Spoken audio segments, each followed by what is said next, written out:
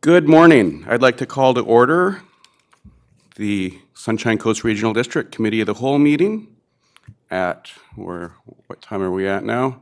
9:32 a.m. on September 28th, 2023, and acknowledge that the Sunshine Coast Regional District is within the territories of the Shishal and the Skohomish Nations. We have been having some technical difficulties here, so we do have quorum. We've got a large number of people present actually by Zoom. But if the whole system falls apart, we'll lose quorum and there'll be no meeting. So I just want to provide that warning to everyone. But it's working fine right now. It was just a little bit dodgy earlier this morning. First, we need to adopt our agenda,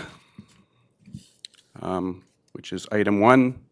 I see Director McMahon moving that, seconded by Director Toth. All those in favor? That motion carries.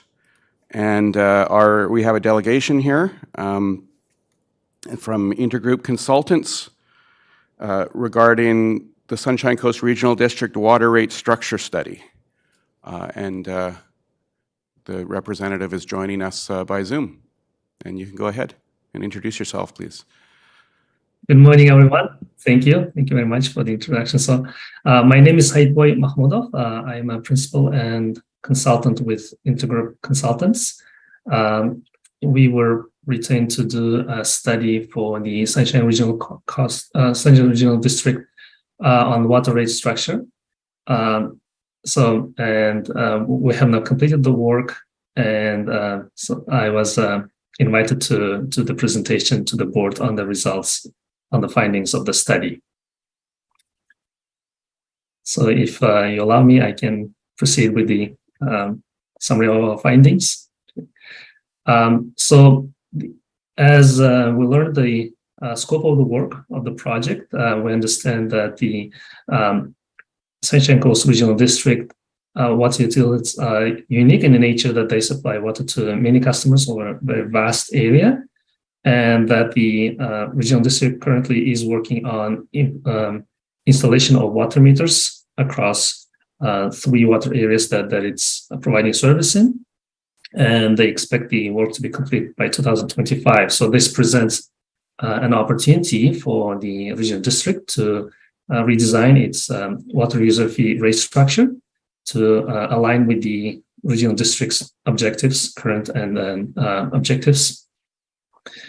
So we were retained by the regional district to examine, analyze, and recommend changes as may be needed to the existing water rate structure. And the objectives, as were indicated in the scope of work and also in the discussions with the... Sorry, did you say, I'm sorry to interrupt you. Did you say you were sharing your screen? Oh, sorry. No, I didn't realize that. Sorry, let me share my screen. Yeah, it hasn't. Actually, I apologize. I didn't.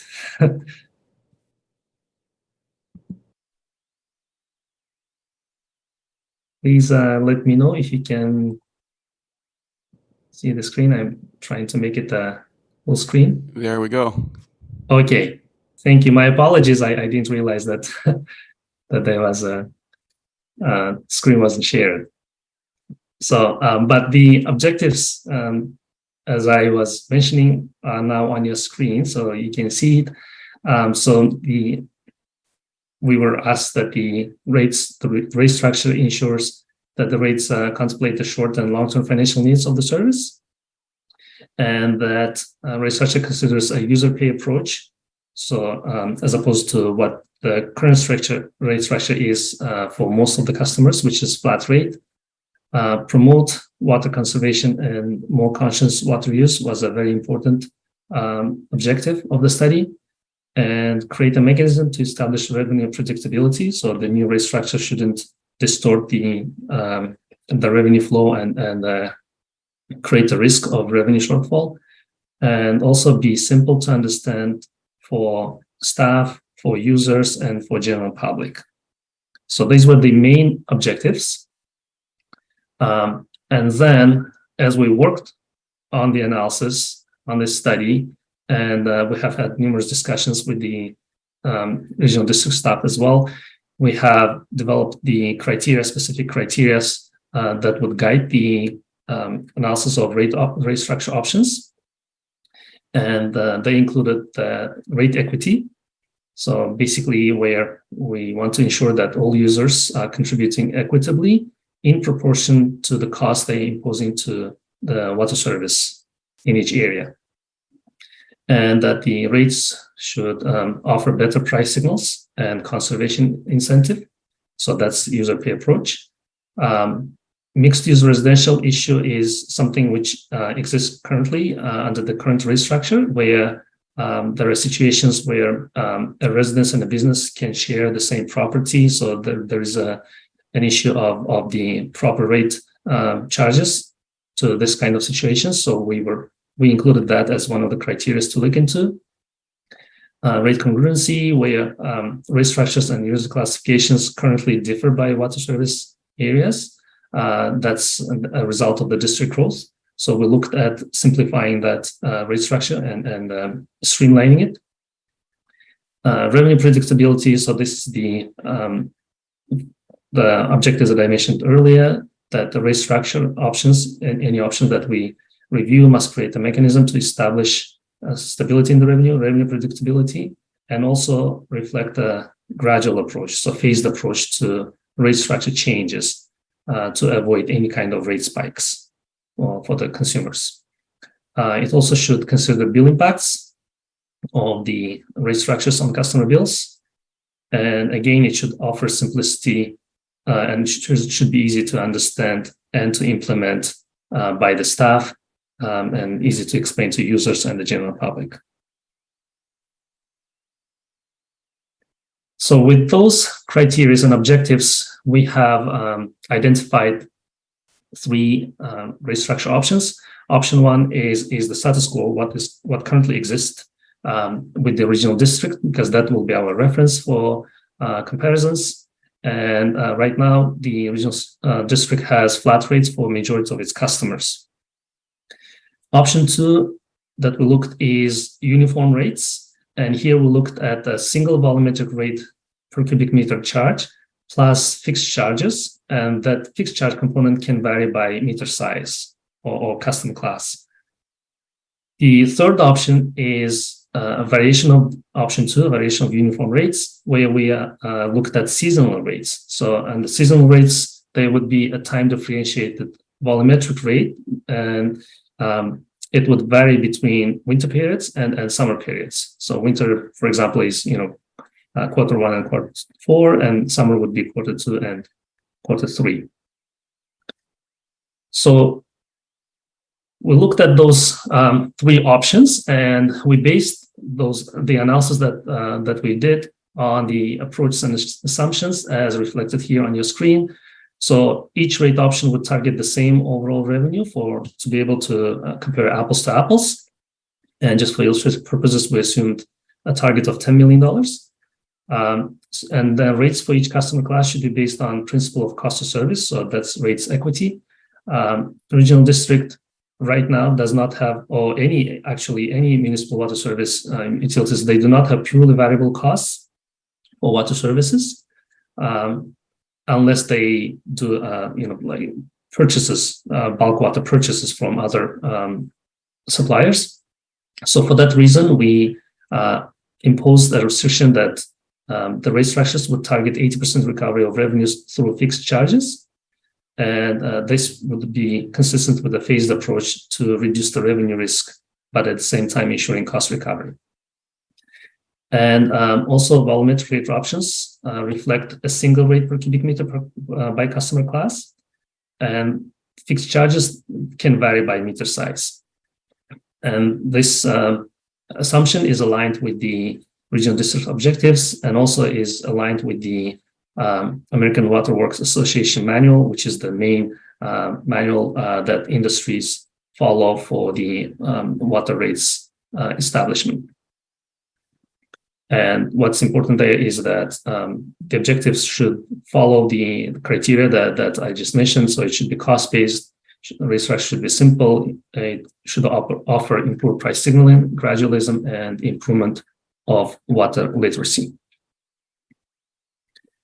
So with that, so the analysis that we've done, summary findings of that analysis is summarized here. So you can see that we have graded, basically compared each rate option against the main criteria for rate design.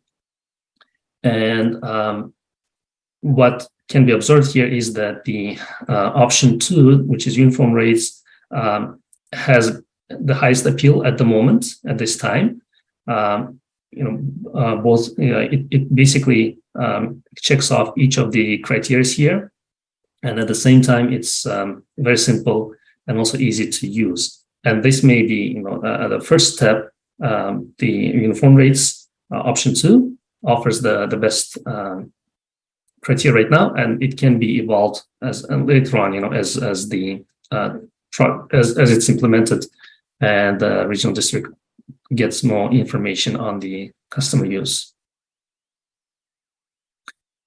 So, and also, assuming that a volumetric rate structure is implemented, it would also allow for simplifying the current customer class definitions. As I mentioned, this currently the regional district has an issue with the mixed-use customers, where residential and commercial property, businesses share the same property. But if there is an implementation of volumetric rate structure, then all customers will be charged the same single rate per meter cube consumed. So that would allow basically to reclassify existing customer classes into the existing 4 groups. So these 4 groups exist, and they are arranged by meter size. So all of the current customer classes can be rearranged into one of those 4 groups. So that would simplify the current rate structure and also resolve the issues identified by the regional district.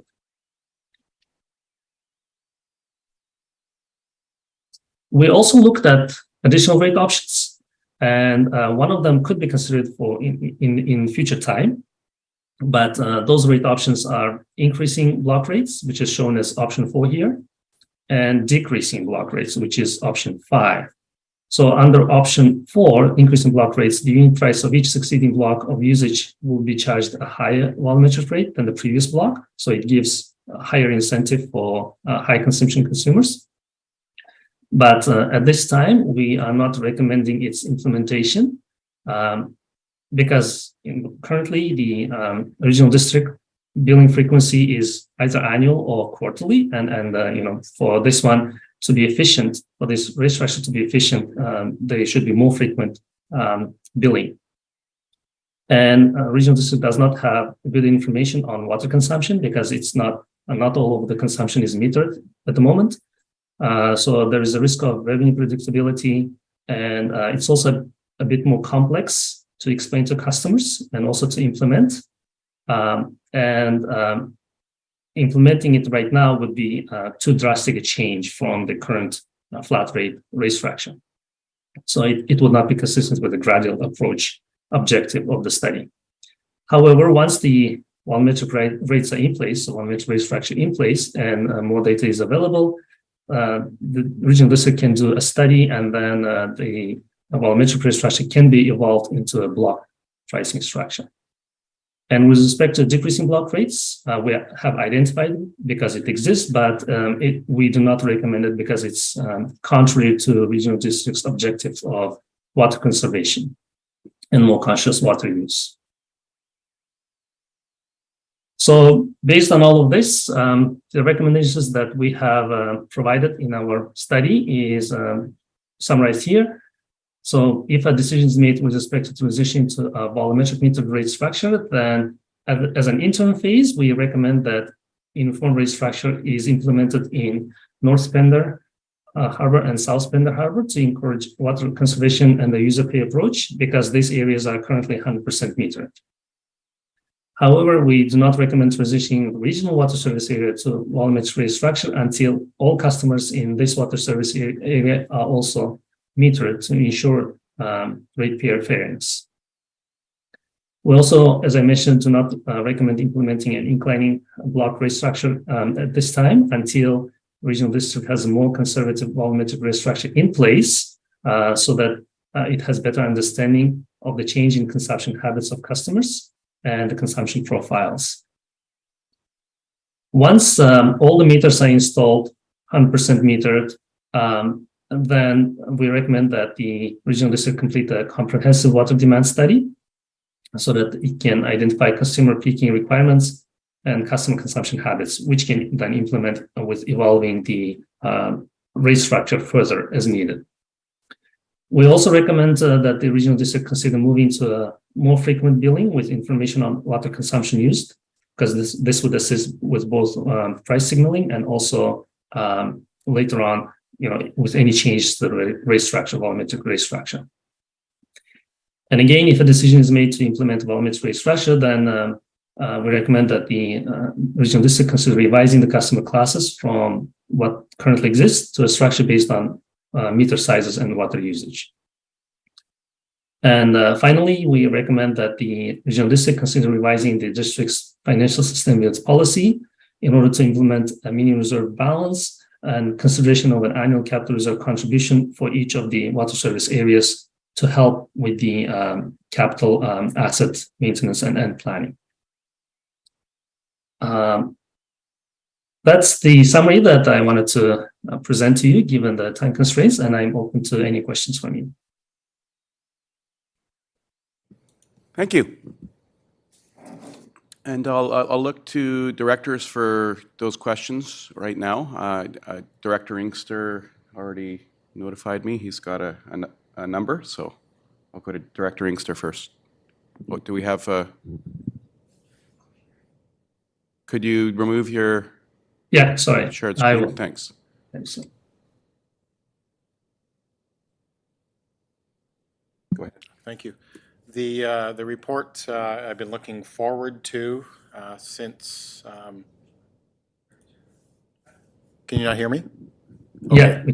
Okay. The report I've been looking forward to for a number of months in order to move us towards the volumetric discussion and/or billing. I just wanted to ask. I guess this is more to staff because I've been wondering for a number of years now why we didn't move in the other areas to this kind of billing system in the other areas. I see that the argument is fair, but the argument would be fair billing is what's mentioned often. But I'm wondering if, in fact, if you did that, then those that use more water would just be charged more money at that point, and those that use less water would be charged less water. It would be a simple usage thing because the technology was there to do that. So. I guess in my way of looking at it, it's kind of a rate holiday. So I was just wondering if in fact the decision had been previously made to do that, not move in that direction, that has there been a financial analysis of how that has affected that function then not doing it? And that's my first question. Thanks. I'm not. Are you talking about maybe having a flat rate and then having volumetric around that? Yeah. Well, I think this is the study to consider that, and the recommendation is against it.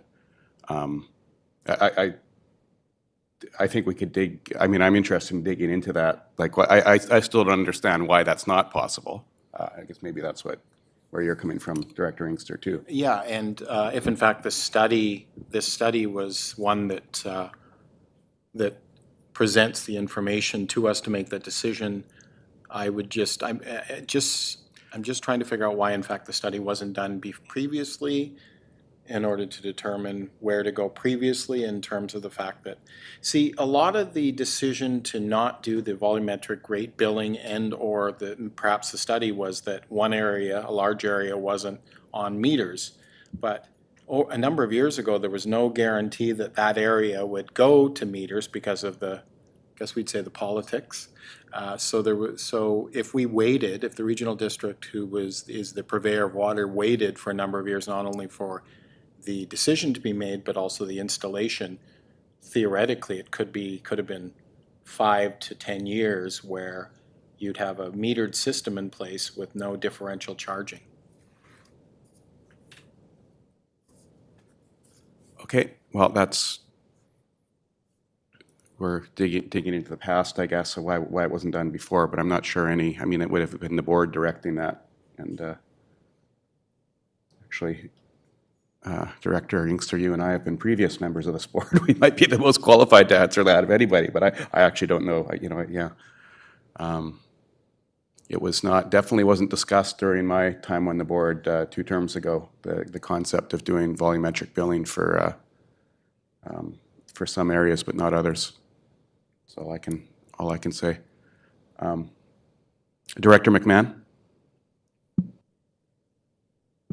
Thank you. I have quite a few questions, but I'll start with one, which is, I was curious about why the comparative communities that were chosen.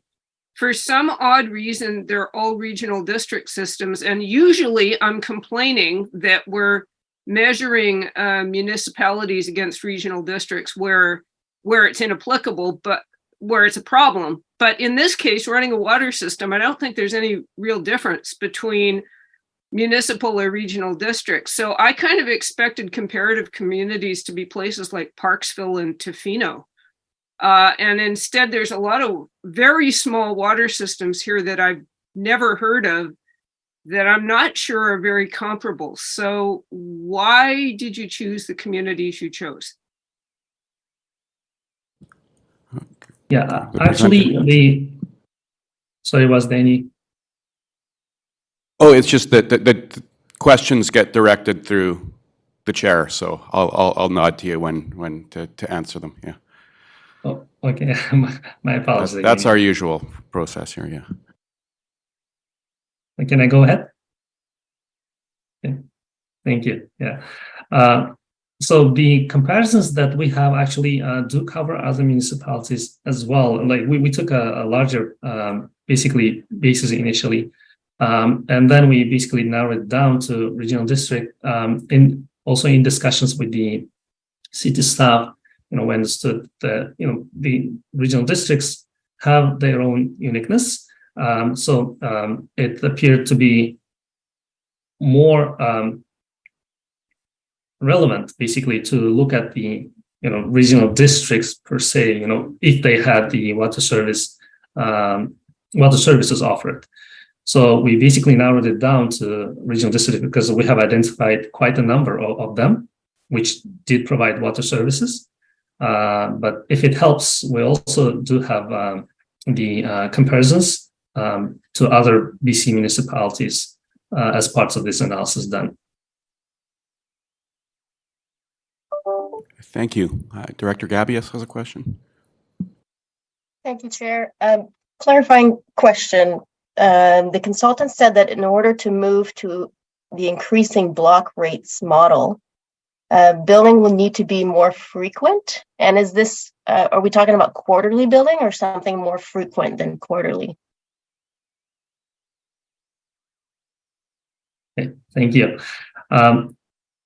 Actually, more frequent, yes. So ideally, it would require a monthly billing because what we want to achieve, what a municipality would want to achieve with inclining block structure is giving a higher price signal, higher incentive for consumers to be more attentive to their consumption, because the second and third blocks, for example, if they exist, would be at a much higher rate, higher premium than the first block. And if you want to achieve that, then the price signaling should be more frequent. Customers should, in order to be fair to customers, they should have an opportunity to adjust their consumption before it's too late. Like when it's quarterly, it's 3 months past already, right? And if it falls for the summer season, for example, in summer they might have used a lot of water without realizing that they would get charged a much higher cost for higher consumption. Director Bax. Yeah, a question for staff through the chair. A lot of other jurisdictions have a tax on swimming pools. Does the SCRD currently have a tax on swimming pools? No. McMahon.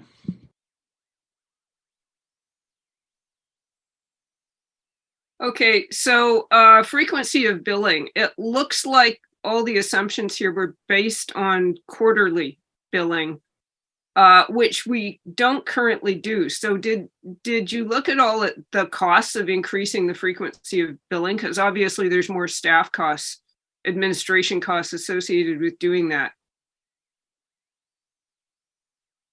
We did discuss it with the staff as we worked on this analysis, and as we understand, currently staff does provide like an information on a more frequent basis than an annual, where they gather information for metered customers on what their metered consumption was, so that just as part of the literacy.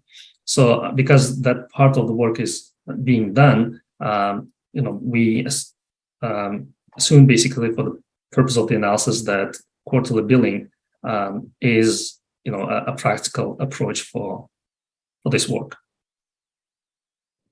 I just want to remind directors too that we have a staff report on this, and questions that are probably, I can see staff here in person, and they're prepared to answer some of these questions that are more directed to staff, but it'd probably be better to save those for later, when the staff report's presented, as we've got our delegation right now. Director McMahon.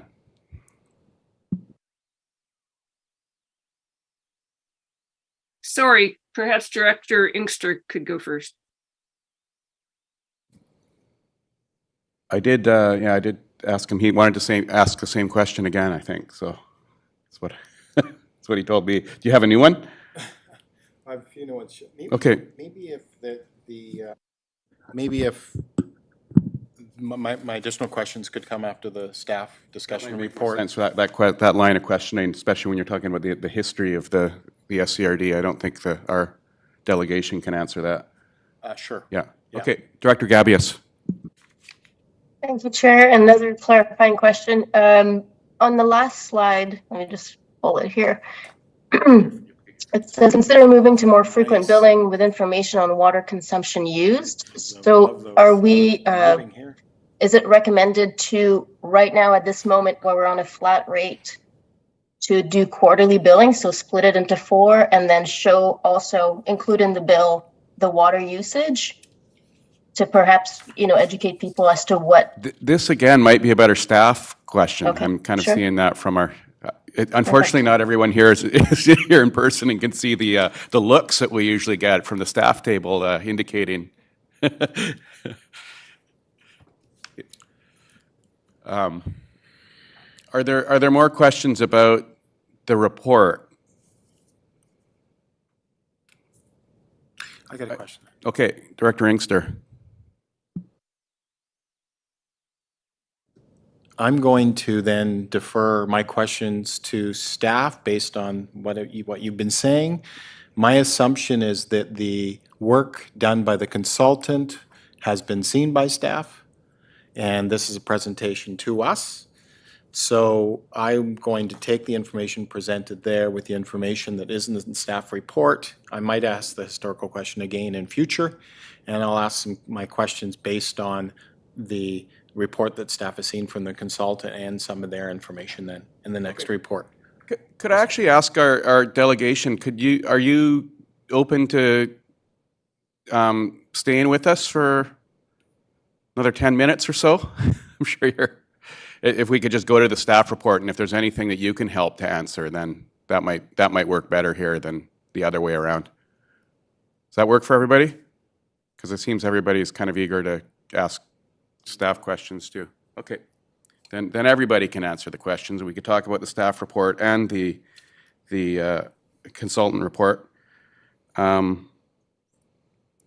So looking to staff, do you have any overview of the report or anything, or should we just go straight to questions? Well, perhaps I can provide a little bit of an Great. overview that hopefully will answer some of the questions. So the Sunshine Coast Regional District first endeavored to install water meters in its multiple water systems since the Area A Water Master Plan that began in late 2008. At that time, it took several years for us to install those particular meters in North and South Pender. We then were successful in receiving a grant to implement water meters in the rural areas as part of the regional water system. And that was completed, I think, around 2018. Part of that work has then been to do significant leak detection in all of the water systems, which is imperative work in order to be able to stabilize a water system, which is critical to moving towards volumetric billing. As we know, and as the recent press release has said, we are actively engaging in the last phase of our water meter system implementation, which would be for the Seashelt area, which will then further be able to balance the regional system for us to be able to move to volumetric billing. Therefore, the staff report does indicate that a significant undertaking related to implementing water meter billing, including things like resourcing, staff resourcing, technical abilities, et cetera. We do provide water meter data to our system users who elect to do that at this particular time, and that's part of the change management to shifting towards a volumetric billing system. This particular consultant's report from Intergroup has been very helpful in providing some data as well as some guidance and best practices on how to move towards volumetric billing, and hence the recommendation to move towards option 2. Staff will be bringing forward an implementation plan as part of consideration for the 2024 budget with an eye to start the work in 2024 for the North and South system, which will then inform how we implement the regional system thereafter. Thank you. Thank you. Director Inkster, do you have any questions? I think you just called me Director, which Director Gabius will be happy about. A couple of the questions I was wondering, I've looked at the rates proposed and the options, and in some of the analysis that I'll have to go back and look at. I was wondering if, because 2 has been selected, obviously it is one that's considered, and I was just wondering if you can do 2 with an additional, with sort of a hybrid system with 3 from, let's say, May to October. And I was wondering if the changes, will the system be digitalized, is what I was wondering, so that it's easy to make these changes? I'm not sure how sophisticated the system will be. My impression is it's state of the art, like it's right up to date to today, whereas it'll be more, you know, even though Gibson's has had excellent uptake with our meter system, once this system gets into place, it'll be far ahead of ours in terms of being able to tell how much people are using on a daily basis, really, if you need to, right? I mean, it's no, I see some nods and some shaking over at staff, but So I think it's right up to date anyway. Well, I think it's important to understand that the North and South regional water system are quite dispersed, and it actually takes, we are on a radio frequency, but it does require a physical person to actually collect that data. So it isn't virtual like, say, our SCADA system where we see all the information all at once. So it's not quite that sophisticated because of the disparity. So it does require some staff intervention in order to collect the data. That is part of what needs to be contemplated in the implementation plan and part of the billing structure.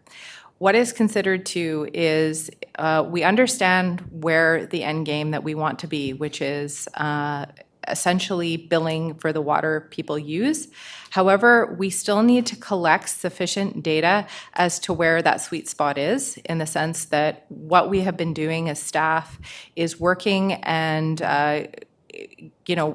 for instance, collaborating and inquiring with other local governments, including municipalities. So staff have met with, say, Gibson's Lessons Learned. And one of the things that has been consistent is when you go too far ahead with a demand type of system, which is where we want to get to without the sufficient data, sometimes you might have significant rate variabilities. And that's what we want to manage as we go forward. So what we want to do is, because the regional district, I would say we're one of the laggards in local government in order to be to be billing based on volumetric. We do have a lot of good peers to inform us on how to successfully implement this particular program, which will also include a considerable amount of public education and awareness and communication. And so that's what we want to make sure we successfully do. It's very similar to what big utilities do. So if you remember when BC Hydro implemented billing through their meter program, and now they're in a state of modernizing their rate system to demand management as demand increases. So as they know more data, they change their rate structure. And I think that's what both intergroup and staff envision is. We're going to start slow. We're going to collect the data, and we will adapt as information allows. So moving the needle incrementally towards we have that desired state where people are essentially being billed for the water that they use, and that we have the most equitable and financially stable process to do that. Director Lee? Thank you, Chair. I got a couple questions, but the first one is, I was wondering why pipe size would make a difference in the billing. Me too. Who's best qualified to answer that question?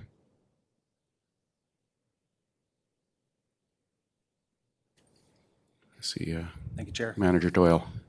So the regional district doesn't have as many mechanisms as some municipalities to classify customers. And so this is one way that we can have customer classes. Sorry, can everyone hear Manager Doyle over the, yeah, I'm saying, yeah. You just need to be closer to the A mic. little bit closer. Is that a little bit more audible? The regional district has limited controls in how we define our customer classes. And so the meter size is one mechanism we can use to differentiate between customer classes. We don't manage business licenses and that sort of thing. So it's an internalized, we're aware of what's there and we control these rate classes. So that's why it was recommended, I believe. Thank you. Director Lee, have another? Okay. I get two, eh? Thank you, Sure, Chair. you've been waiting. Okay. Is our billing system actually ready? No, Okay. I'm thanks. just getting again, I'm here in the room, so I can see. So if I got it correct, I can get we're visual anticipating- cues and answer questions very directly. I guess because of the plan going to 2024, we're anticipating the billing system being ready in 2024 then. Is that a correct assumption? That's a good question. Yes, thank you. So indicated in the staff report is that we develop an implementation plan, and part of that would be the technology associated with being able to bill. So it's not saying that we're actually going to come forward with billing in 2024. We would probably move towards mock billing first. So the first stage is to actually get the technology for us to be able to do that. So we're not actually saying that January 1st, we're going to be starting with implementing a watered meat structure. What we're saying is that we're going to try to demonstrate what that would actually be. Thank you. Director Gabius? Thank you, Chair. On page 8, there's this rate structure review opportunities, which is very encouraging. It was really nice to see, and that really fits with what I've been hearing in my community too. I think a lot of people are looking forward to volumetric billing. Wondering who was asked, like how was this survey conducted?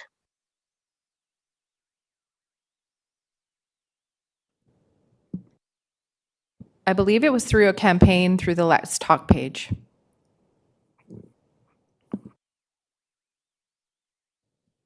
Director McMahon? Yes. while, I'd love to wave a magic wand and get volumetric billing instantly, I understand why it's going to take some time. But there's a lot of impatience in the community because over the last few years, a lot of residents have really gone the distance to conserve water and have found it a very frustrating experience. So I just wanted to say that there is a deep thirst in my community to make the water wastrels pay. However, I do understand that we cannot do this overnight. It is going to take some time. And if Pender Harbor can be the guinea pig first, that sounds pretty good to me. Comparative communities again. So what are other communities doing? Like, I think we get compared a lot to Metro Vancouver. And as far as I know, they're still on a flat rate annual billing for water. But I presume that lots of other communities are doing other types of billing, volumetric or graduated, whatever you call it. I'd just be interested, what are the experiences out there? So I think that's part of the undertaking for the implementation is we've just started engaging with other local governments. And so what we're looking to is the ones that we know are similar to us and have endured some very common experiences. So the Regional District of Nanaimo is one. And the other one is that the reason why we pick some of the regional districts is because the regional district, especially the regional system, has about 8 water systems within it. And for instance, we are contemplating on taking more. So that may be part of the contemplation is going forward and extracting out different types of water systems potentially. So this is how nuanced the billing system could potentially be. That's why we're trying to do an incremental approach and refine it. We have also looked to, say, the city of Penticton, where they have been running a utility system, including water, for a significant amount of years. And so that would be an area where we would look to potentially collaborate on knowing what they've done, what they've learned, et cetera. We'd also want to look at areas that have experienced drought. And that would also be an area where we'd want to look to. We also have special types of classes of water users within our system. For instance, we are very aware of the farm class using potable water for the regional district, which we know is quite unusual. So those are the types of things that we'd look at for, I would say, from a comparator. Director Toth. Thank you, Chair. Looking at the staff recommendation here on page 8 that talks about, the implementation plan for 2024 budget, and I heard the term mock billing, which is something that I recognize a couple of other jurisdictions are starting to experiment with as they look towards implementing metered billing rates. Is there any capacity within this North and South Pender project to start experimenting with the regional water service even a little bit? Like, I know that some users of the regional water service, many users of the regional water service who have meters are able to get their data, which does include some residents of Seashelt because they're sort of read on the way by. It's not that Seashelt's being specifically read, it's that they're getting picked up. So looking at this, recognizing 2024 is sort of an implementation plan, mock billing, I assume that means 2025 would be volumetric billing for Pender services.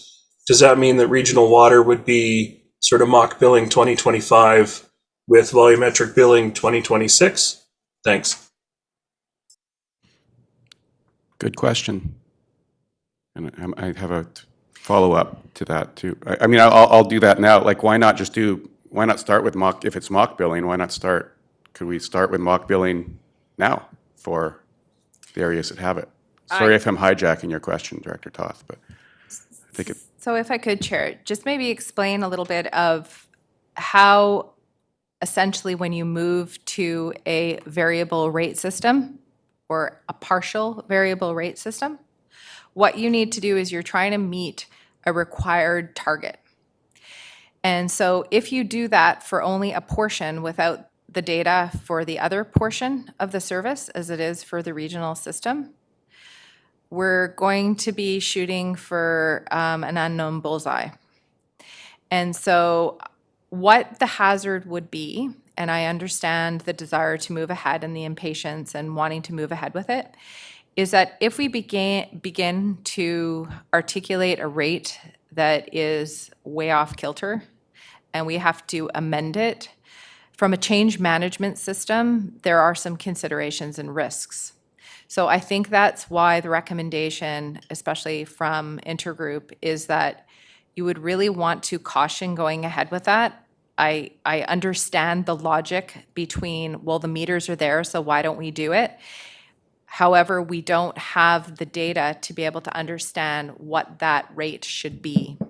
So it would be really picking a different rate. And unfortunately, the North and South regional, or North and South water systems are both quite different. There's a little over 1,200 in one and just under 900 in another, and even their rates will not be the same. So to just say we're going to apply the same rates there, I don't think it would be what we're actually going to encounter. We're going to have different rates. They're not going to be consistent because the service needs are different. One of the other big considerations, and one of the things the board's going to review, is we're undertaking a considerable amount of water infrastructure expansion, as well as we are not knowing what our infrastructure deficit and our infrastructure needs are for all of the regionals or all the water systems. So essentially what I'm telling you is that you don't know what your financial needs are yet. And so if you're trying to pick a rate and go ahead with billing that or trying to state to people, that's why we're trying to focus on the water that people are using, the consumption, for people to be mindful of the consumption that they're using. So that's the piece that needs to be linked with this particular billing process. And that's what we don't have that data yet completely compiled for us to say, this is the rate for us to recover that amount of money. Thank you. And I've asked my own staff about this too, about implementing water metering, and I have heard, the challenges in Gibson's historically as well. And I mean, something that can happen what happens is, just to try to explain this in a different way, is inevitably you're going to find a lot of leaks. So if people's rates are based on what's needed to keep the whole system going, and then identifying those leaks, then bring the overall that median rate way down, and it's set the rate set on that, then we don't have enough money to keep the system going if everybody's rates decrease by that. So I think that's another way I can try to explain it through what I've heard from what we experienced in Gibson's, and then you have to jack everyone's rates up to make up for it, and that's where the instability is. Director Lee. Thank you, Chair. I'd like to make a motion that we accept the recommendations as outlined on page 8. I see a seconded by Director Bax. Any discussion on that? All those in favor? I don't have a vote. The motion carries.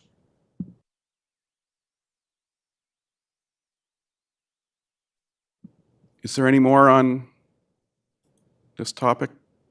There's a lot to talk about. Okay, Director McMahon. I assume that somewhere in the next phase is when we will have a discussion about agricultural water use and possible policy approaches to resolving our ongoing challenge.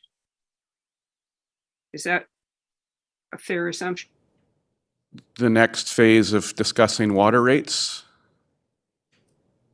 It'll be somewhere in there, I'm sure. I see I don't know if everybody knows, but our GM of infrastructure is with us here in the room today. So I'm going to look to GM Rosenboom. Thank you, everybody, and I'm glad to be back. So the question is, yeah, the answer is yes, and I think one of the components that will be part of is next steps in terms of the water strategy document that is being presented to you in upcoming months. And I think there is room there to discuss further policy development around water rates for the farm agricultural sector on the coast. Thank you. We're ready for our water supply update. That was a longer discussion, and we will, I do, sometimes I'm not great at calling breaks, but I am mindful of having a break eventually this morning, today anyway. But we're going to our water supply update right now as Cody's here and ready. Go ahead. Or maybe not ready, almost.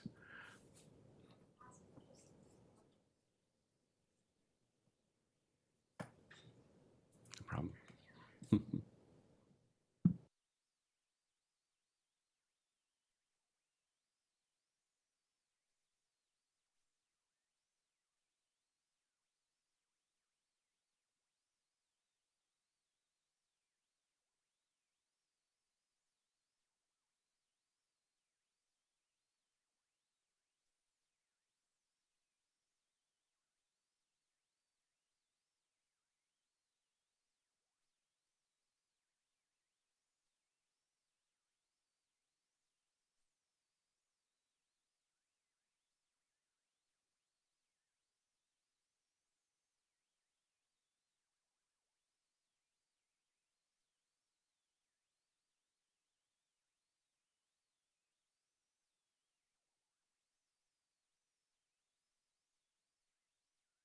Okay, are we ready? Oh, we're going to take a break now. Sorry, everyone. 5 minutes? Okay, 5-minute break.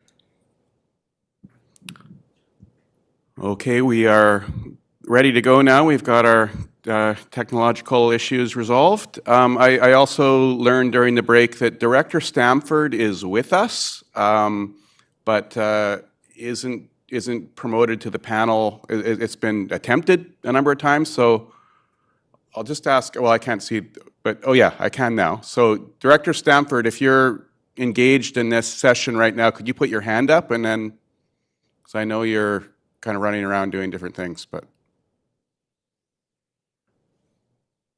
it's been attempted to promote Kate as a panelist, but it hasn't been working, so. Anyway, yeah, just to let everybody know, because I think Christine's been getting texts and things, but it's just we do know that Director Stamford is participating in the meeting, and we're attempting to promote her as a panelist, and keep trying. And we've got the screen sharing happening.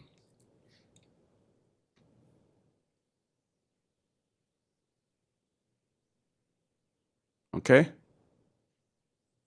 There we go. Okay, we've got Superintendent Abbott with us here to give us a water supply update, which I say very cheerily Yes, for once. we're all very happy about this. So today's water supply update for September 28th. First things first, we are on stage 1 for Chapman, which is great news. We'll get further into the slides and explain why. South Pender is going to remain on stage 3 and Eastbourne on stage 4. Eastbourne is seeing some improvement in their well supply, however, not enough to move them from stage 4 at this time. Here's McNeil Lake lake levels. So with the recent rains, we've had 1 inch increase at McNeil Lake. It's a good sign, however, we would like it to fill up more. I have staff going up to Harris Lake today to see if it is filling up as well. Harris Lake should be, once it's full, it will overflow and supply water to McNeil. And so we're thinking that that's part of the reason why we don't have as much level increase in McNeil. Additionally, they only got 26 millimeters of rain since the weekend, which is quite a bit less than Chapman Water Treatment Plant, Chapman Lake. The elevation for McNeil is only about 150 meters above sea level, and Harris is about 750, and then Chapman is like over 1,000. So on the graph, you can see the comparisons. I kind of went through it last time as well. When stage 2 and 3 were called, along with rains and when we released water, and you can kind of see the little tiny uptick at the end there. It has come up another little bit, but nothing substantial. And then I'll have Harris Lake information later on. I guess I said all this on the last one, but the staff, like I said, are going up. We did actually make some improvements to the outlet of Harris Lake as well, so we're hoping that we can capture and control water as we need to. Better for this year if needed, as well as next year. Here is a nice, it loads. Come on.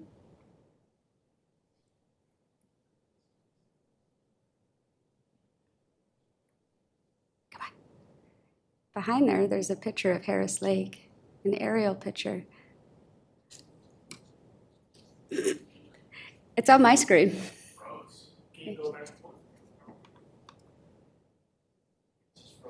Oh, there we go. There we go.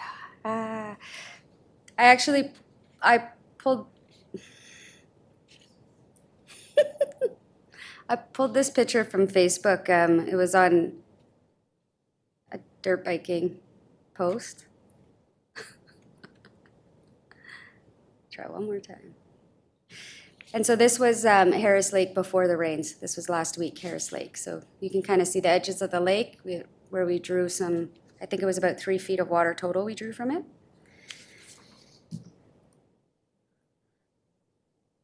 The infamous Chapman Lake level graph, that's very descriptive of how the lake's refilled.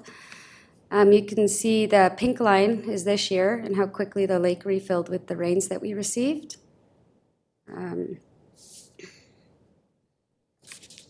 We're in a far better situation than we were last year. And last week, or 2 weeks ago, sorry, I was asked about the refill for 2022, and we fixed the graph because it showed that the lake came up, but really we took the station offline. So it wasn't a true representative number.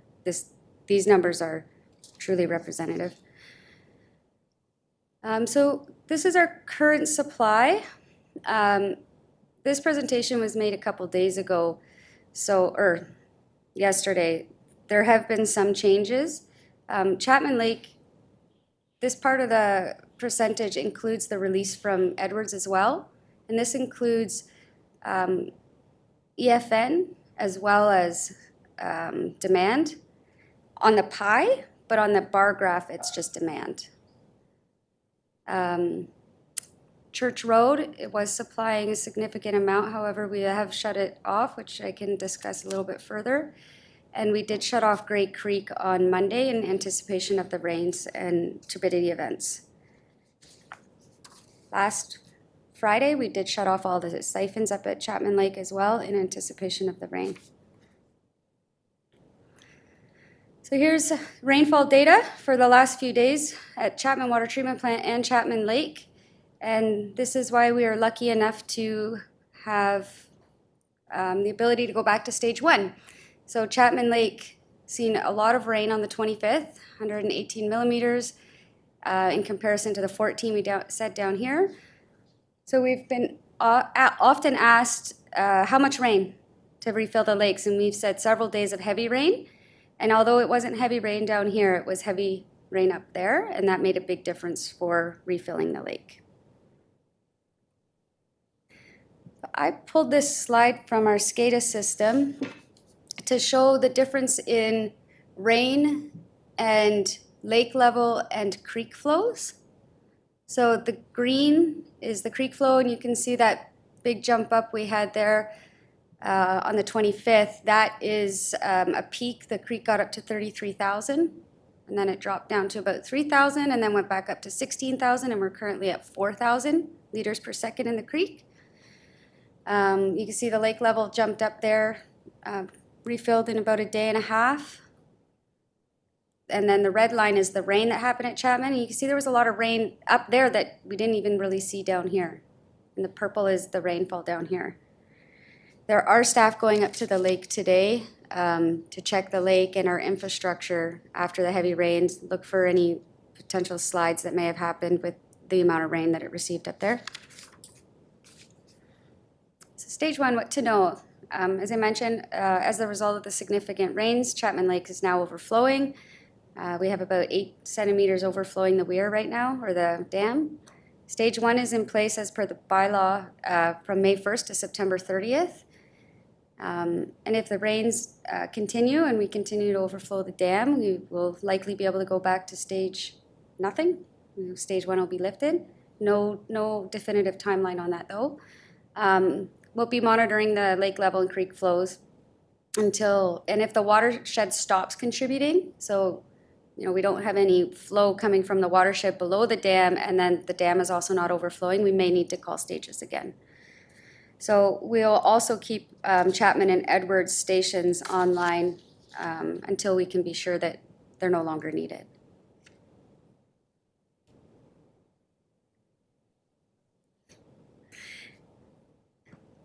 Director Inkster has a question right now, as you noted.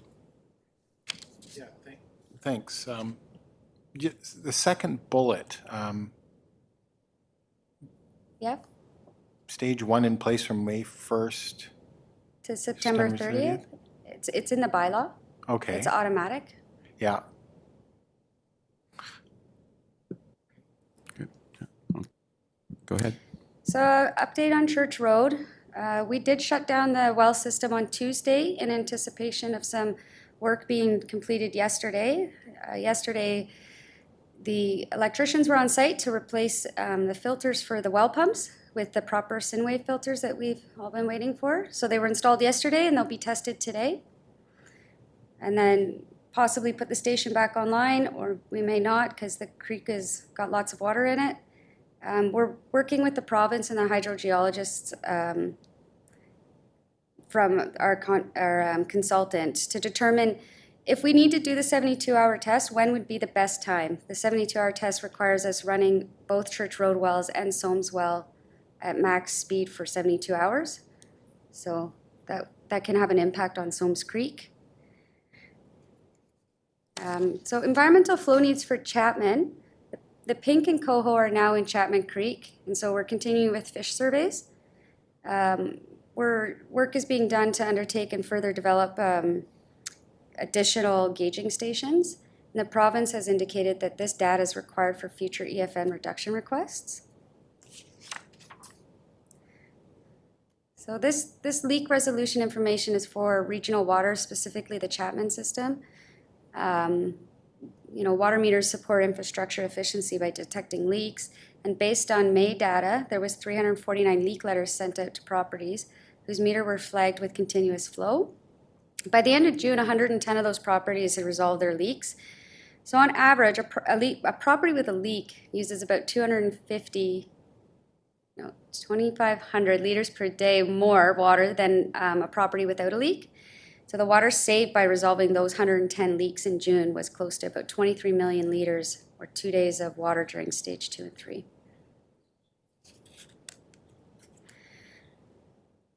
So for the enforcement in stages 1 to 3, bylaw officers issued 21 direct communications with properties and conducted 27 in-person site visits.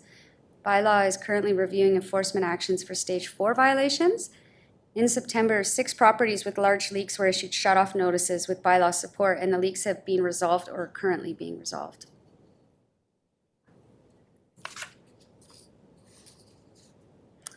So here's our nice graphic showing that Chapman is full. It's at 100%.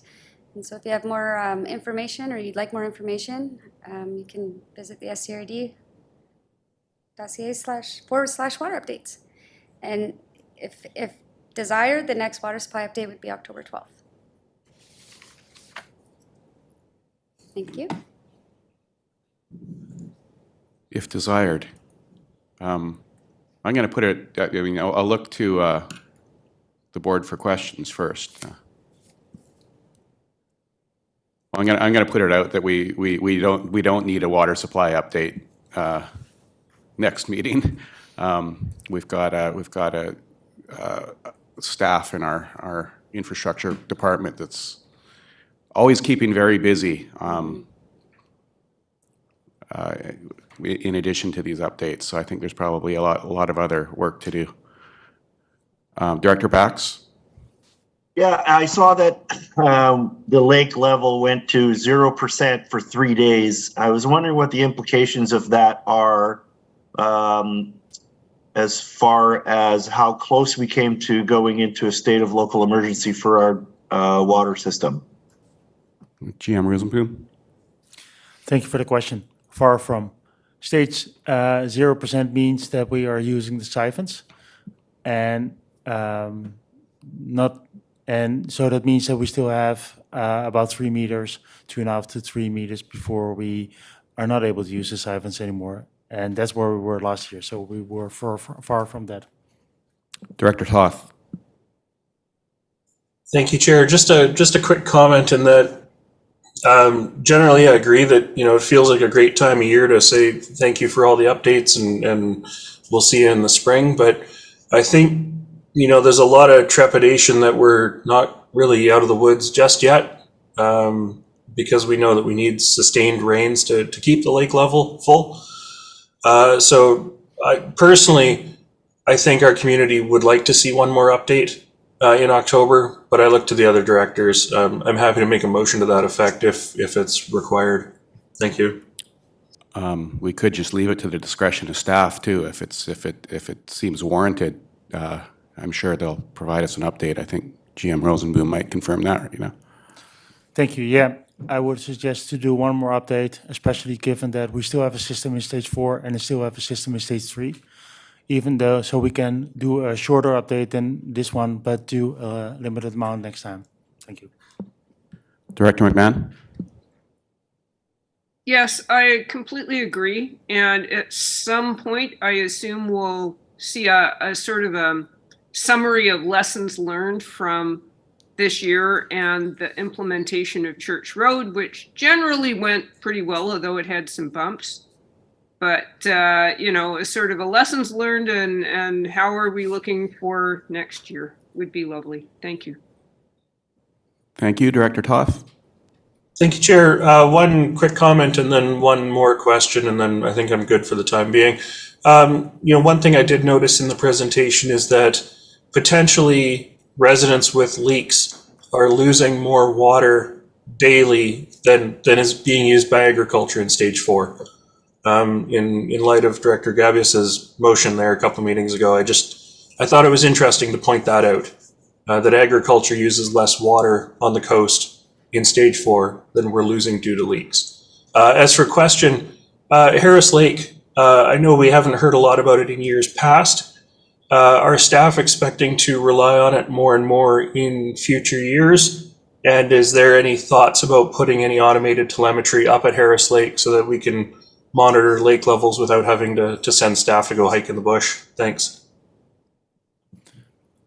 Yes, you will hear more about Harris Lake, also because we're going to see what we can find out why the lake level is not recovering as we with the recent rain, and that might lead to some further budget proposals in terms of putting appropriate telemetry there. Thank you.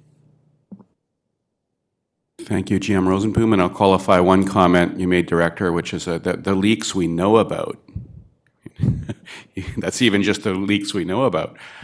Director Lee. Thank you, Chair.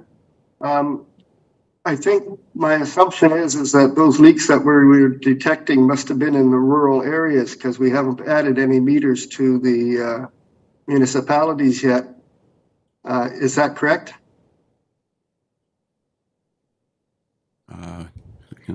Superintendent? Thank you for the question. No, that's not. Services just leak for some reason, wear down. There could be a shift in soil. So it's not uncommon for a service to just start leaking just because. It doesn't necessarily mean that it's just because there's a meter installed recently. Hopefully that answers. Leaks can be found in other ways than the meters. Director Toth. Thank you, Chair. I just wanted to follow up on that because I don't think that was quite the answer Director Lee was looking for, and that we actually there was a quantified volume for the leaks there, which means we measured them somehow. And so I think the question was if those leaks were just the ones that were being measured in the rural areas. We do have some parts of Seashelt that do have meters. And so my follow-up question is, are we monitoring the meters that we do have installed in Seashelt for leak detection and making repairs or getting property owners to effect repairs when they're detected? Thank you. Director Rosenboom. Thank you for the question. Yes, that's indeed the case. All properties where meters are installed and that we're doing reads on, that we're able to do reads on, will include it in our leak detection program. Thank you.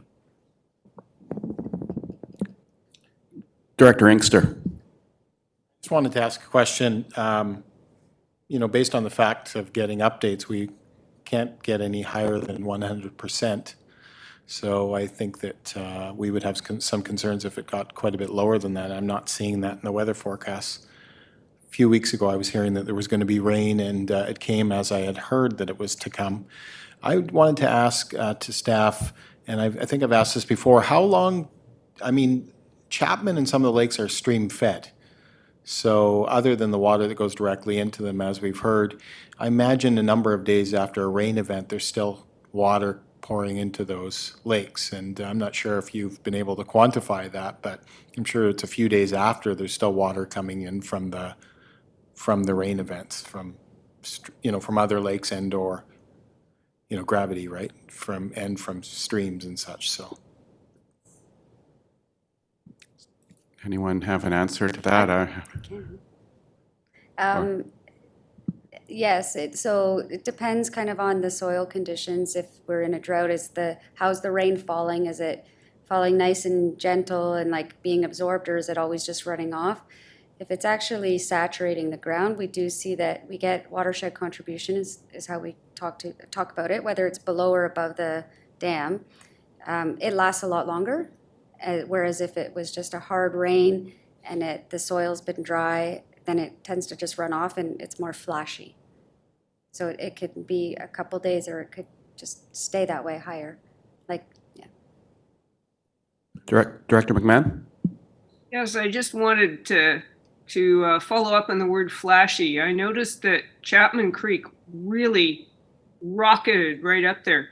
Is Chapman Creek's behavior much more flashy than it used to be, or do we have the data from how it used to behave?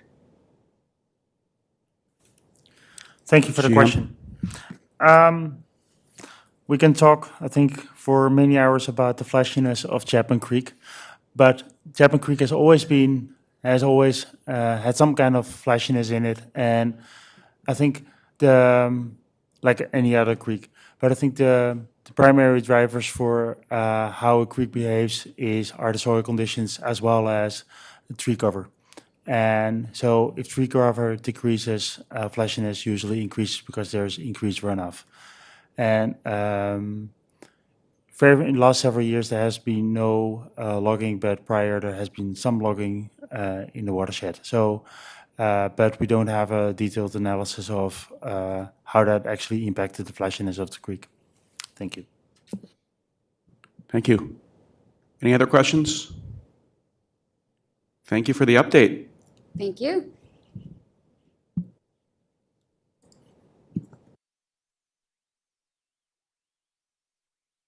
And yeah, now that we've done our two kind of presentations, could I entertain a motion to receive all reports and materials for this? Moved by Director Toth, seconded by Director McMahon. All those in favor? That motion carries.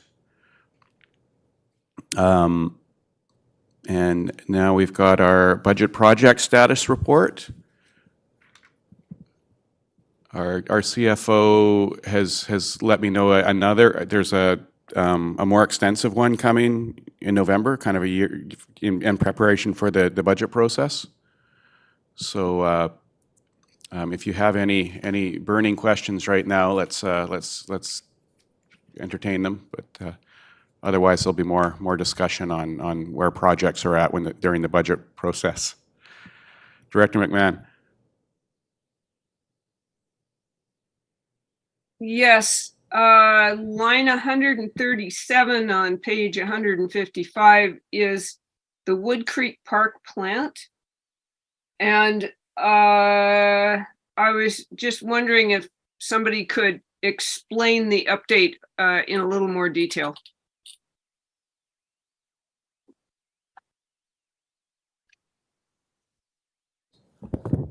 Thank you. GM? Thank you, Director. I can try if you can repeat the line number. 137. I'm just finding it myself here.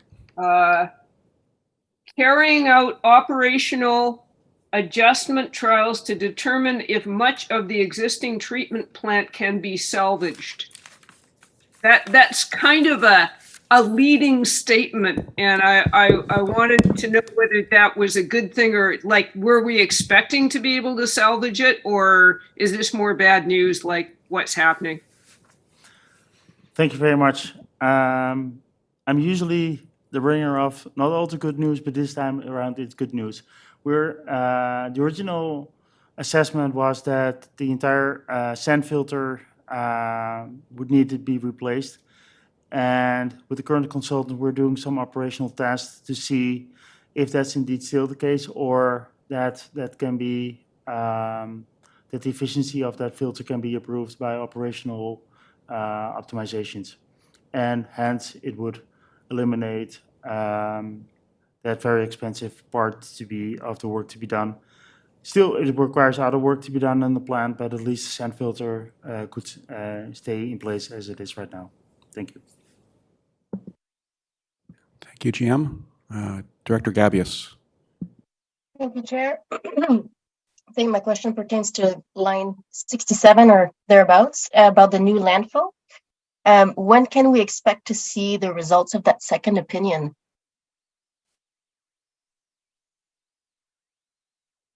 About the potential locations. Okay. Thank you very much for the question. As you might understand, I'm not fully up to date on all the projects yet, so I have to get back on you on that one because that's a question I have as well. So stay tuned. Thank you. Director Bax. Understandable. I just want a little bit of clarification on an acronym.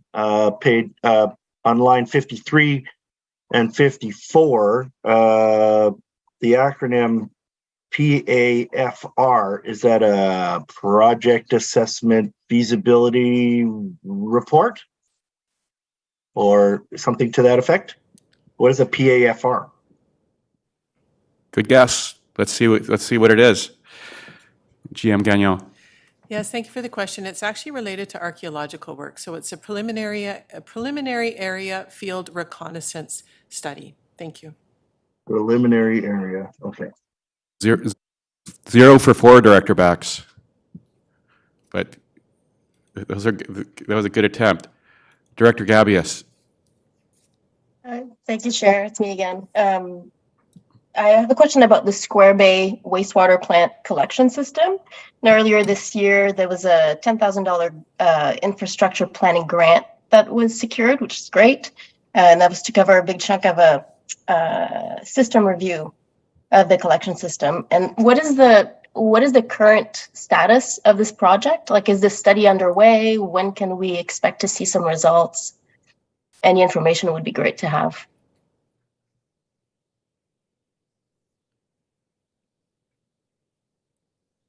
GM?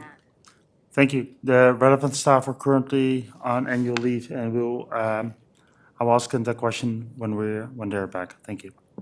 Director Toth. Thank you, Chair. Lines 64 and 65 are basically the same project, which is power supply repair system replacement for the Seashalt landfill.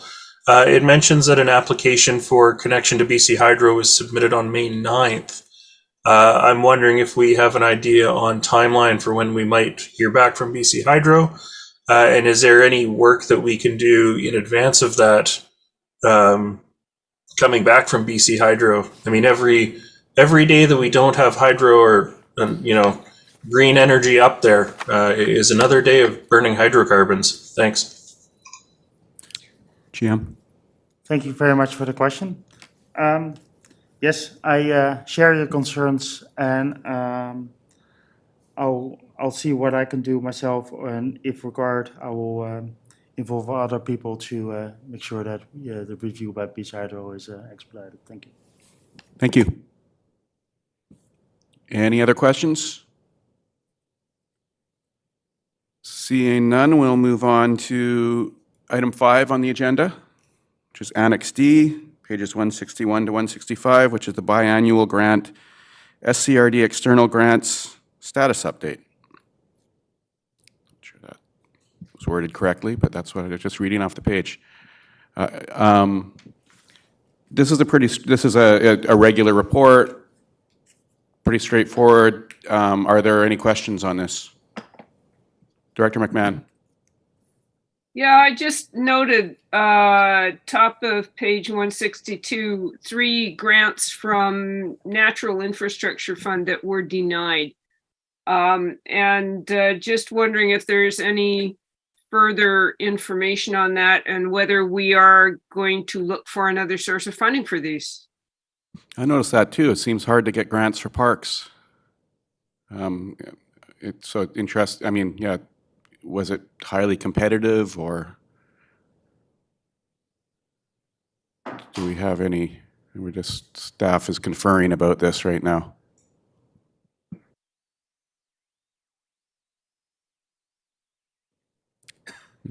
So yes, so that was, we only submitted 1 grant for multiple projects, so we will look for other sources of funding if there are, but you are correct, there is limited funding for this type of need at this time.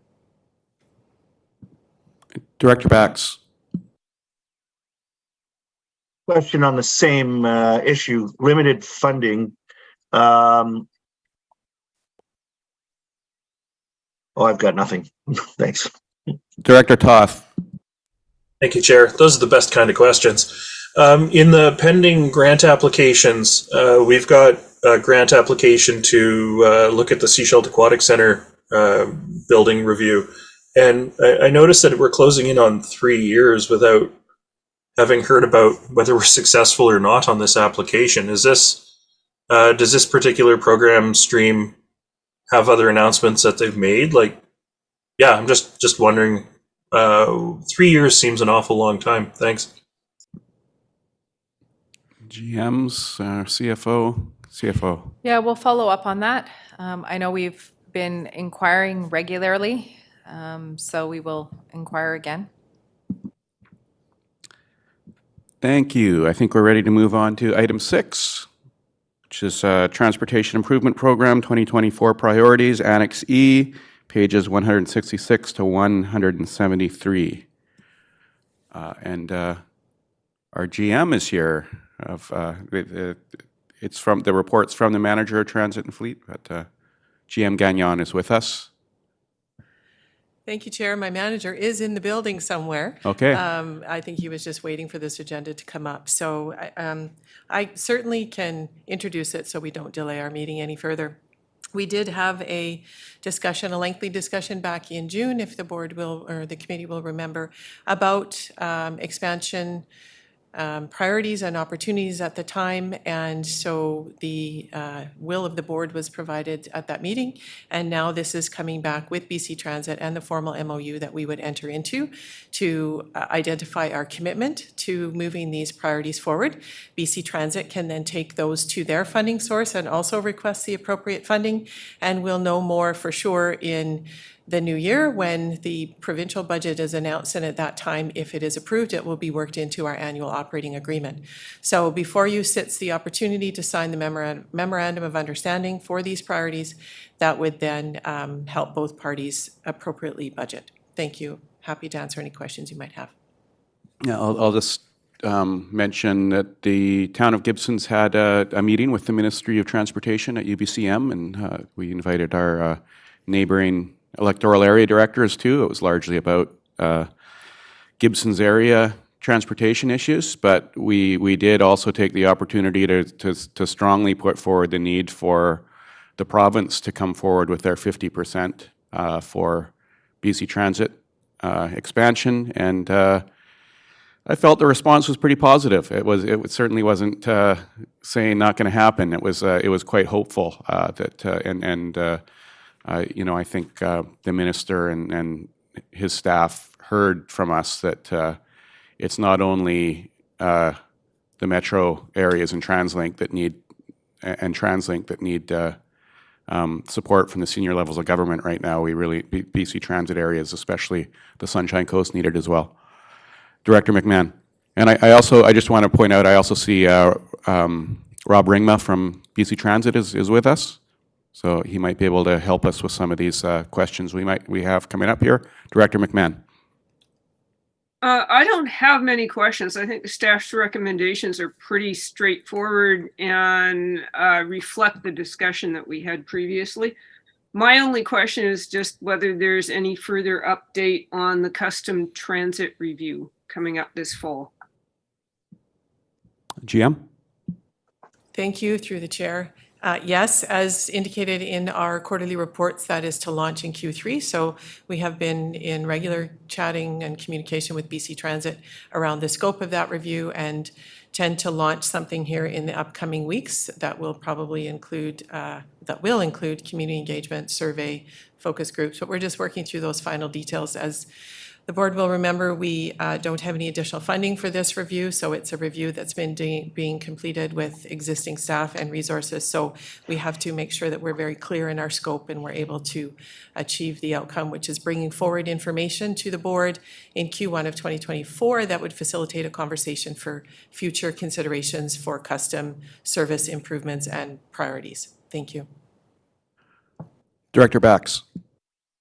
Yeah, just some clarification that this is very similar to what happened last year, and that we got our ducks in a row with BC Transit, and then the province decided not to fund this. Is that the case? And a follow-up question for Mr. Ringma, is that Toronto Maple Leafs behind you? Through the chair, Director Silent or Director White, if you Thank you. let me answer, I can answer both. So we go through this process every year. Really appreciate the opportunity to walk the board through kind of our transit improvement process and the timelines.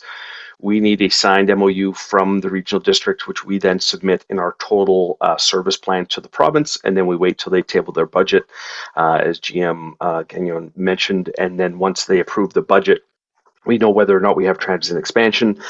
We actually have not had transit expansion endorsed throughout the province for the last 2 years.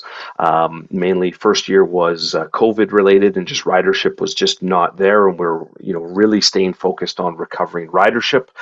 I think what we're seeing right now, and BC Transit just this morning announced that in September we've seen 100% ridership recovery, so a return to pre-COVID ridership levels, which hopefully will encourage the province in terms of continuing to support expansions across the province. So I'm very hopeful that our submission will hopefully be successful.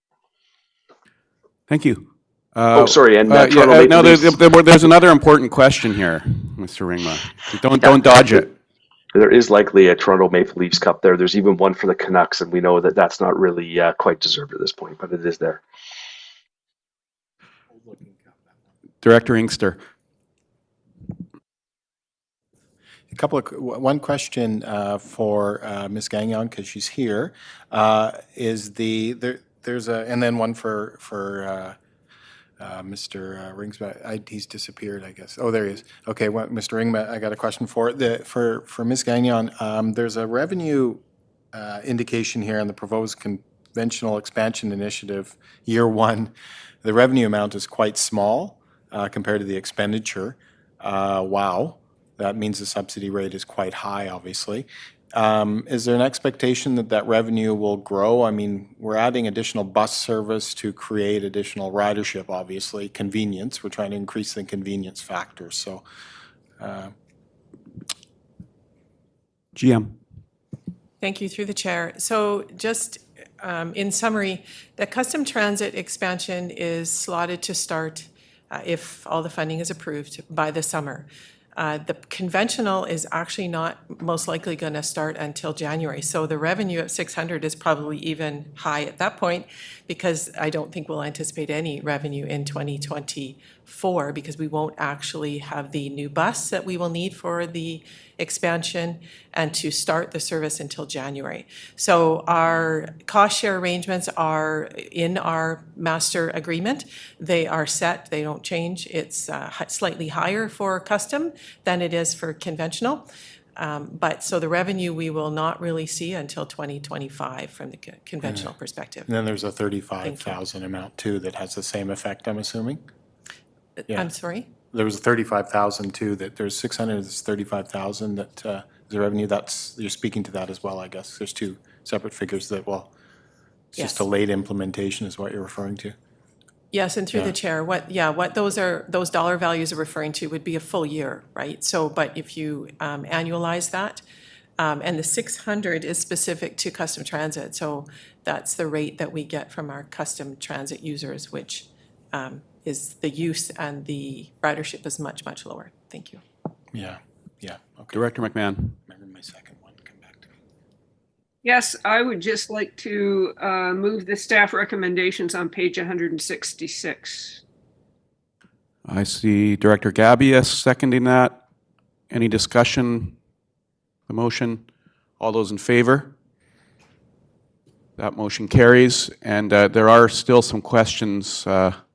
Thank you, Director McMahon, for moving that forward. Director Bax, do you still have a question? No. Director Inkster has a question. So my second question was because Mr. Ring was here, and thanks for coming online with us through the chair to Mr. Ringma. You may have remembered my Have a Dream speech that I made to you the last time you were here. So in reference to that, when is the, and that's probably, this is probably you and Ms. Gagnon, but when is the TAP system coming? When are we implementing that?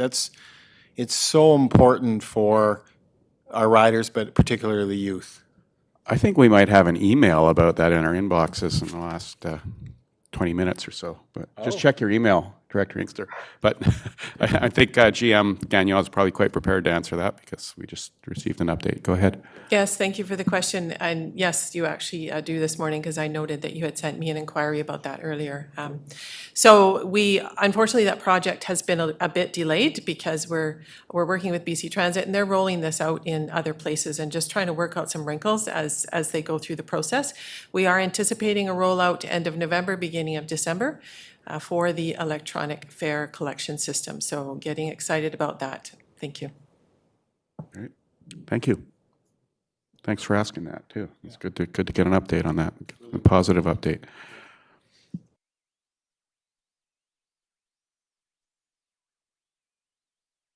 Next on our agenda, be item 7, Half Moon Bay Community Hall project update, which is found in Annex F, pages 174 to 183. And our manager of asset management has assumed the front here. So I think, is this a presentation? No. Okay. Just. Thank you, Chair. I just thought I'd introduce the report here. We were in front of you guys in May.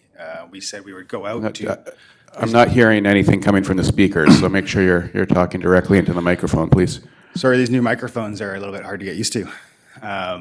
We were in the boardroom on May 2023. We had some work to do in Connor Park. We identified in that staff report. The purpose of this report is to bring back the results of that work and let you know that we're on schedule. We were asked for updates on a regular basis, so the purpose is that. We will have a subsequent report coming in October summarizing the results of this from the consultant. If there's any questions, we're here to answer questions. Thanks, Manager Doyle. And I think I see Director McMahon.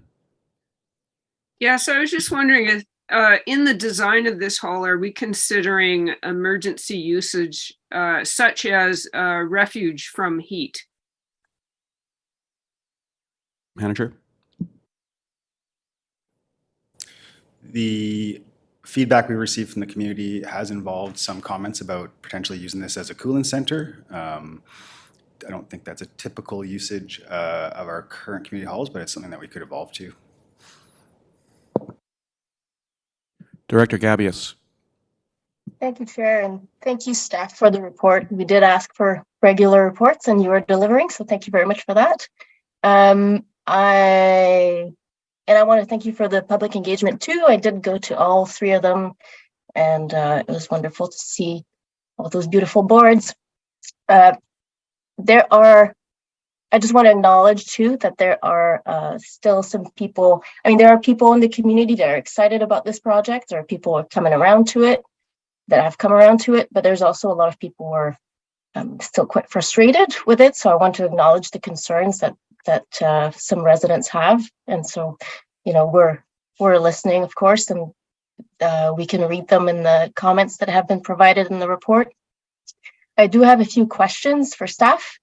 One of them is that wildfires have been quite at front of mind this summer, and then some residents have expressed, especially the neighboring properties, have expressed some concerns about the risk of fire. So having increased traffic in Connor Park, which is a forested area, it concerns that fires could happen. What mitigation measures have been considered with this project? And has the fire chief in Half Moon Bay been consulted on this project? Thank you for the question through the chair.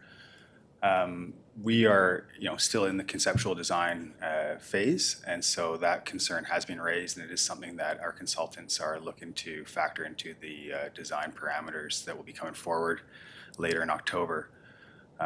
There's fire smart techniques you can do to mitigate risk to the structure, and then there's operational adjustments we can make perhaps to encourage behavioral changes of the user groups. The other part of your question was about the consultation with the Half Moon Bay Fire Chief, and since the project's long ago phases, we've been working with the Half Moon Bay Fire Department to satisfy the regulations and make sure that the hall is suitable in that sense. I will say that the jurisdiction of wildfire management is there's some blurry lines with the local fire departments and the BC Wildfire Service. So it's something that we're continuing to look at, and we'll explore it as we go forward. Thank you. Director Gabius, do you have a follow-up? Yeah, I have two questions, but yeah, this one's a bit of a follow-up because I did visit other community halls, and Eric Cardinal is quite similar, has a lot of similarities with Connor Park, as in it's located close to a ball field and it has a forested area next to it. And have there been issues there with fire?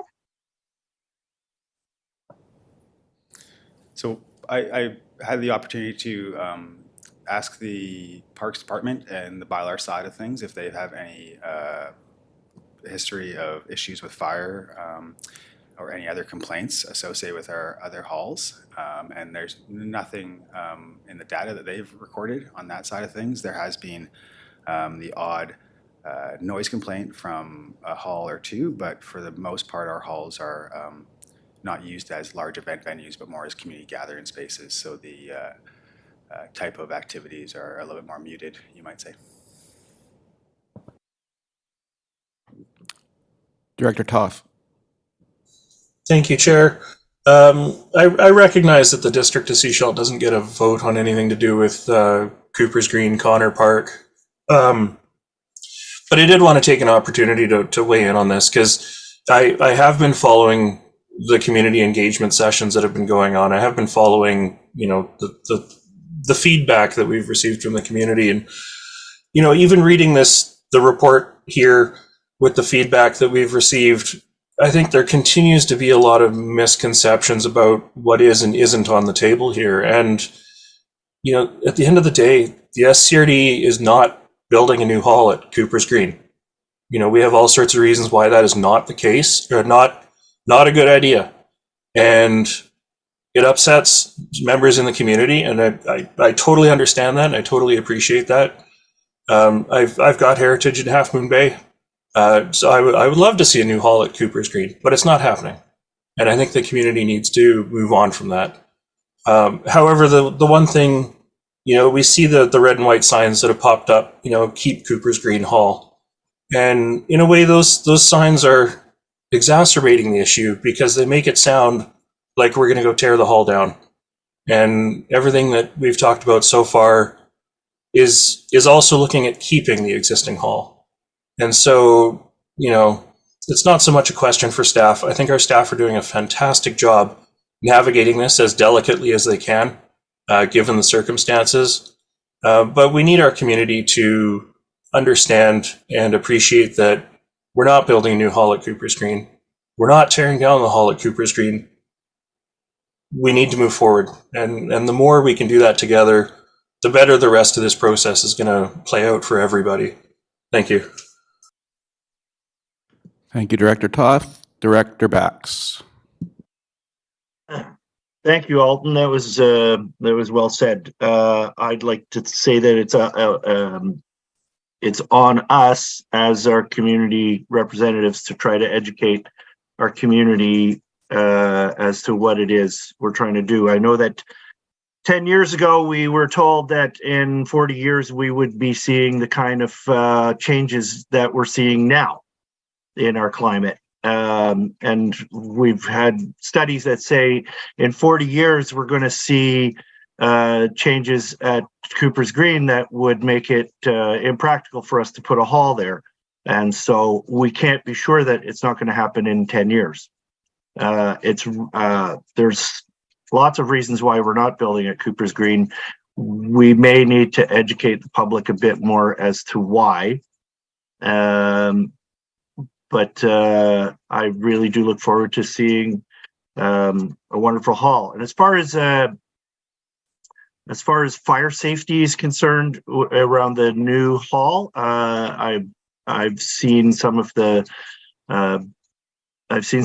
new halls that we've built, and they're really very resilient to fire if you apply Fire Smart to them. And our fire departments are well trained in structural protection, and they would be an asset that we would move in to protect in case of a impending wildfire.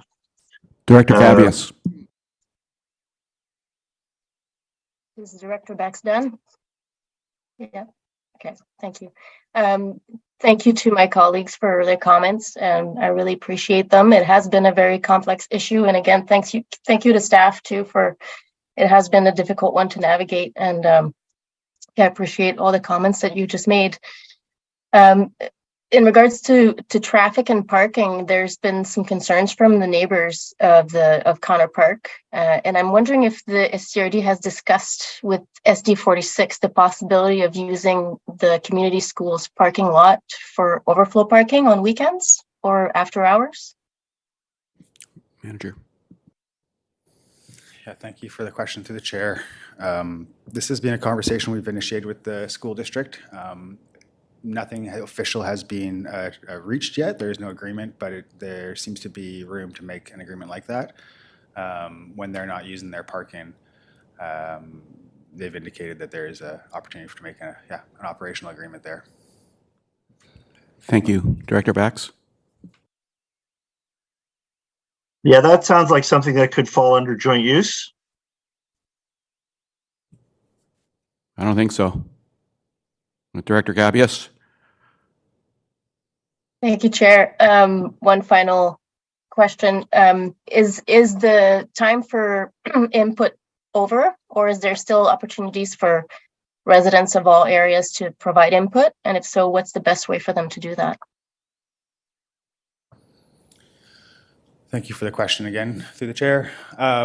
We're always open to hear from the community. The process is wrapping up as far as developing the project definition report. From there, we would seek to engage a consultant, and depending on the project delivery method, whether it's design build or whatever, we'd have the design starting pretty quickly. So if residents would like to participate in that and contribute, the Let's Talk website has a ideas section, and they can also email or contact the SCRD or pass questions to their elected representatives if they'd like, or ideas. So that would be the way. Once we get into the design phase and that contract is issued, the window for input will close. Is everyone hearing okay? I'm not hearing anything coming from our system in here. And that probably means people out online hear it even less. Yeah, my apologies. I'll try to repeat. It feels like I'm eating the microphone here. The opportunity for input is still ongoing. We will, continue to look for ideas from the community. They can be given to us through the Let's Talk page or communicated through the elected representatives. As we issue the contract for the development of the hall, that window for opportunity to engage and provide input will close rapidly. So, yes, it's currently open and closing. Thank you. And seeing no more questions, we can move to item 8, which is House Sound Community Forum Update. Annex G, pages 184 to 202. And we have I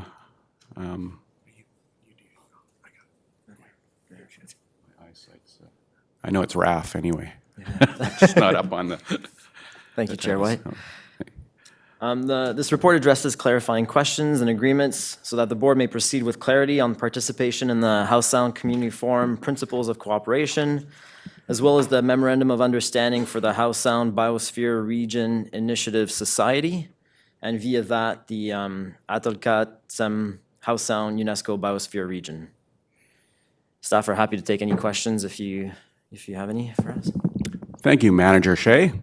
Got that now. keep track of the superintendents and managers and coordinators. And Director McMahon. Thank you. And thank you for the report, staff, because it really does provide some much needed clarification.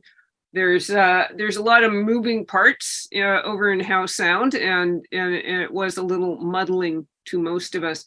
My only question coming out of this is the last time we hosted the forum, we held it at YMCA Camp Elphinstone. And that was just an excellent venue. So I was just wondering whether staff had looked into the possibility of using that location again. I was going to speak to locations too, because there aren't. I mean, if we're focusing on ENF, we just had the forum in the town of Gibsons, and this request was made in 2022 prior to that forum in the town of Gibsons. So, I mean, I'm wondering if the other participants and the organizers are still keen on having it like immediately over in the Gibsons area again.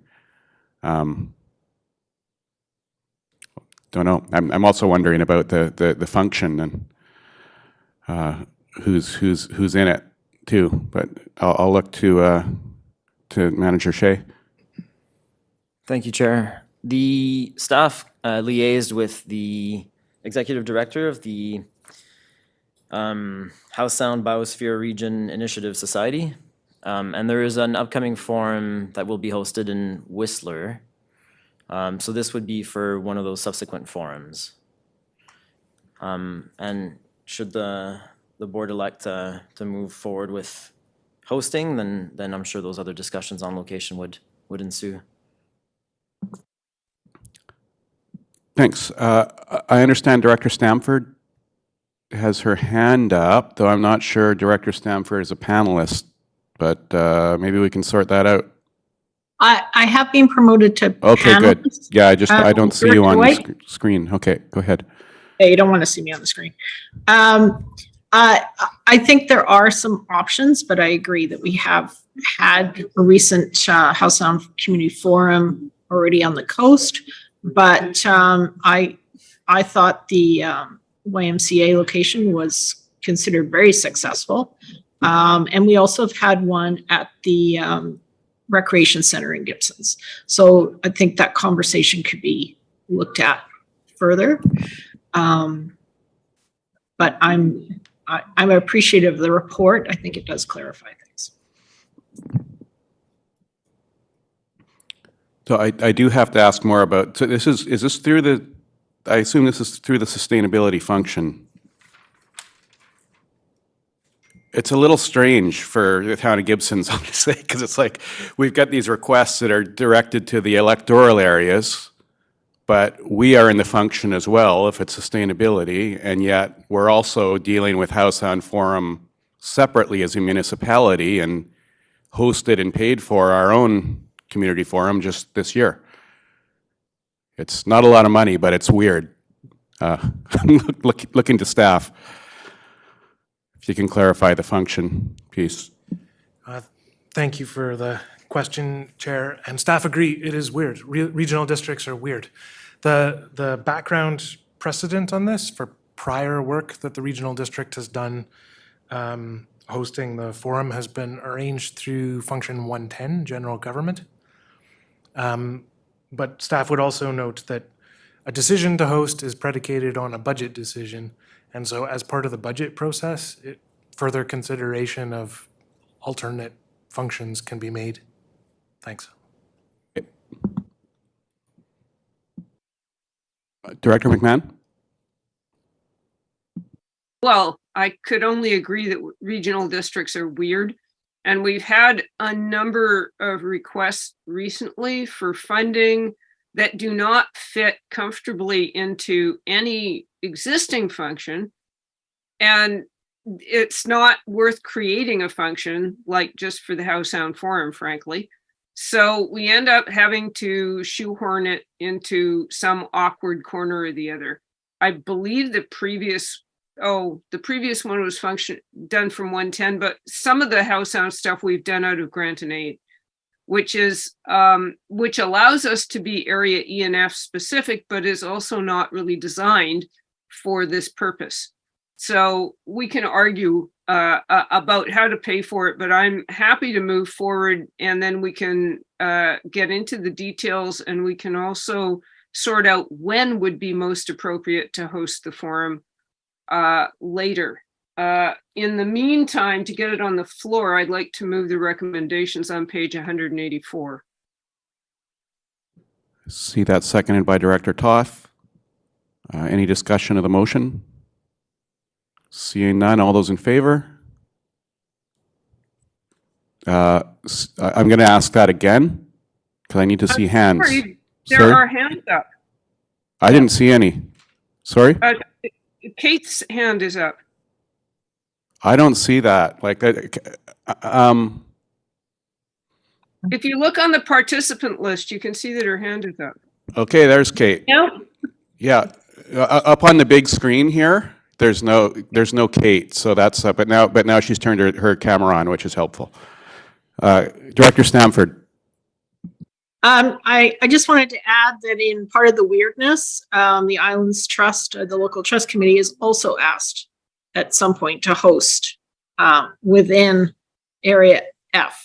So just like Gibson's. So we've got separation there. I just want to add it.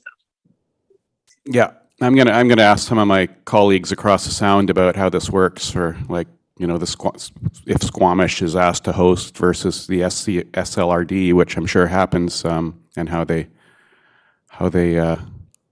navigate and fund that. And it's not a lot of funding or work to swallow, but it's a little odd. So that I didn't. We kind of did a half vote where some people voted and some people didn't. So I'm going to call the question again. All those in favor of the motion? Okay, got everyone's hands up that time. Thank you. That motion carries. Item 9, which is a request for proposal, supply and delivery ice resurfacer contract award, which is Annex H, pages 203 to 204. The manager is available here by Zoom. If there are any questions, Director McMahon. Sorry, it's a sort of a nitpicking question, but the motion as outlined is that the awarded contract not exceed 193,340, but the bid is for more than that. It's shown as 194,651. So is this an error, or how does that work? Thank you for the question, through the chair. There's actually two bids. You're looking at the higher bid. We're suggesting we proceed with the lower bid, which is 181,340.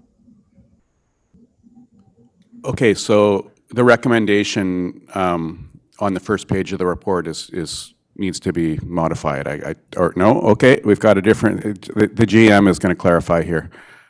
Thank you, Chair, for the opportunity to clarify. On page 2 of the report, you will note that we're including a contingency of $12,000 to the bid so that in case there's anything unforeseen, which is why the financial ask is higher than the actual bid itself. Thank you. Thanks for that clarification. Any other questions? Director Inkster. Yeah, I'm assuming this is the Zamboni is what we used to call it. Kleenex is tissue, I guess. Surfacer is Zamboni. I'm just wondering, we're obviously pulling this one back as a second unit than when the one we have now. Just clarification, are they electric? I'm just because I remember and I'll tell you why I'm asking. A few years ago, we moved one back in Seashelt, the old one, and it coughed out so much CO2 into the arena that we probably shouldn't have done it, but we only had the funding to buy a secondhand one and then a back in the days as a single arena, and then we had an old one. So that's why I'm asking, when we move one back to be the second one, what will its will it be in good shape as we back it off? So, and how much CO2 may it cough out? Thanks for the people and the workers. Thanks. Manager, do you have any comments on? Yeah, thank you for the question through the chair. We currently have 2 old machines that are backup machines. Those are propane powered machines. So the plan is that we will retain the existing electric machine from Gibson's as a backup and retire one of the propane machines. And the new machine will be electric. Thank you. Director Bax. Yeah, I just wanted to see if there was a brand name associated with these cleaners, but I don't think there is. Is there? They're not Zambonis. Zamboni actually is a brand name. Yeah. So the machine that we're looking at, the brand is an Engo, but they're all, the correct term for them is ice resurfacer. But most people, Zamboni's been around so long that that's kind of the term that most people use for the machines. Right. Okay. Is it Yeah, the as Wolf Director or is it Inkster the- explained? Yeah. Director Toth? Thank you, Chair. I'd like to move the recommendations on page 203 as presented. Director Gabius is a seconder. Any discussion of the motion? All those in favor? That motion carries. Thank you, Director Stamford, for showing up on the screen again to vote. Now we need to move in camera.